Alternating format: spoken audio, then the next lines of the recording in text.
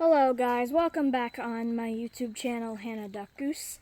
Today we are going to read chapter 11 of The Trumpet of the Swan. The creek kind of got dried up, most of it, but I found a little tiny area of water, and it's perfect because the ducks and geese will be able to swim in it. And I don't want them wandering too far because there could be some wild animals out here that could sneak up on them and tackle them or something. But anyway, let's start the chapter. Chapter 11, Camp Cuckoo's Coos. Camp Cuckoo's Coos was on a small lake deep in the woods of Ontario.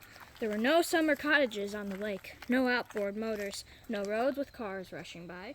It was a wilderness lake, just right for boys. Mr. Beaver left Sam and Lewis at the end of a dirt road, and they finished their journey to camp by canoe. Sam sat in the stern and paddled. Lewis stood in the boat and looked straight ahead. The camp consisted of a big log cabin where everybody ate. 7 tents were where the boys and the counselors slept, a dock out front and a privy out back.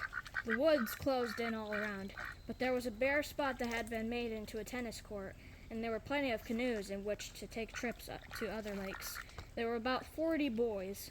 When Sam's canoe grounded on the sandy beach next to the camp dock, Lewis stepped ashore wearing his slate, his chalk pencil, and his trumpet. About 20 boys rushed down to the landing to see what was going on. They could hardly believe their eyes. "Hey, look what's here!" one of the boys yelled. "A bird!" cried another. "Look at the size of him!" Everybody crowded around Lewis, wanting to get a close look at the new camper. Sam had to push some of the boys back to keep Lewis from getting crushed. Take it easy, will you?" Sam implored. That evening, after supper, the director of the camp, Mr. Brickle, built a big campfire in front of the main lodge. The boys gathered around. They sang songs and toasted marshmallows and swatted mosquitoes. Sometimes you couldn't understand the words of a song because the boys sang with marshmallows in their mouths. Lewis did not join the group. He stood by himself at a little distance. After a while, Mr. Brickle rose to his feet and addressed the boys and the counselors. "I call your attention," he said, "to a new camper in our midst, Lewis the Swan. He is a trumpeter swan, a rare bird. We are lucky to have him. I have employed him at the same salary I pay my junior counselors, $100 for the season. He is gentle and has a speech defect. He came here from Montana with Sam Beaver. Lewis is a musician. Like most musicians, he is in need of money. He will wake you at daybreak with his trumpet. He will call you to meals at night. When you are dropping off to sleep, he will play taps, and that will bring the day to a close. I caution you to treat him as an equal and to treat him with respect. He packs a terrific wallop with one of those wings. I now introduce for your listening pleasure, Lewis the Swan. Take a bow, Lewis." Lewis was embarrassed, but he came forward and bowed. Then he raised his trumpet to his mouth and blew a long "co." When he finished from the opposite shore of the lake, there came the echo, "Co-oh." The boys clapped. Lewis bowed again. Sam Beaver, sitting with the others, his mouth full of marshmallows, was delighted that his plan had succeeded. At the end of the summer, Lewis would have $100. A boy named Applegate Skinner stood up. "Mr. Brickle," he said, "what about me? I don't care for birds. I never liked birds." "Okay, Applegate," said Mr. Brickle, "you don't just go ahead not liking birds. Everyone is entitled to his likes and dislikes, and to his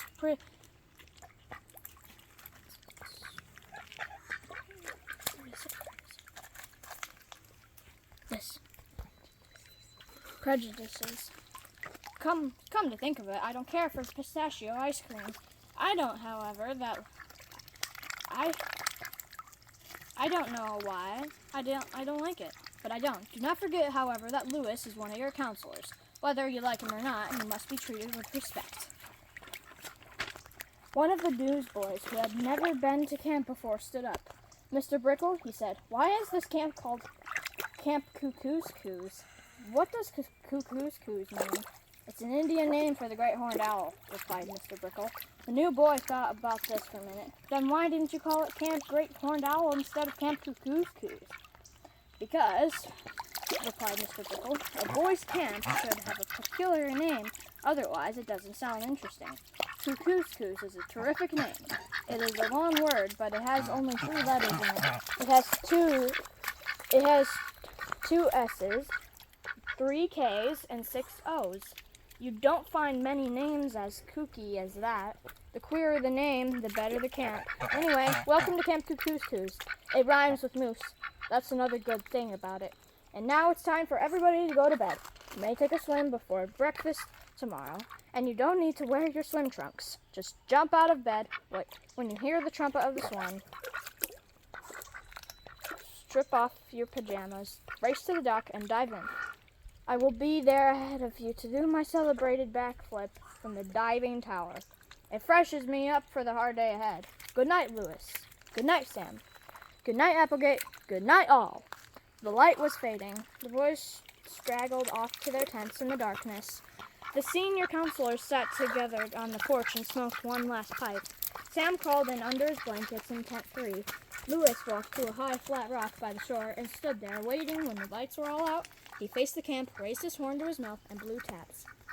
Day is done, gone the sun, from the lake, from the hills, from the sky. All is well, safe. Safely neat, God is nigh. The last note seemed to linger on the still waters of the lake. From their beds, the boys heard the beautiful sound. They fell sleeping, serene, and happy, all but Applegate Skinner, who didn't care for birds at bedtime. But even Applegate was soon asleep, along with the others in his tent. He was asleep, and he was snoring. People who dislike birds often snore. A deep peace fell over Camp Cuckoo's Coos. Well, guys, that was it for Chapter 11 of The Trumpet of the Swan. I hope you enjoyed this video. The ducks and geese moved, so I had to pause it for a second and move over.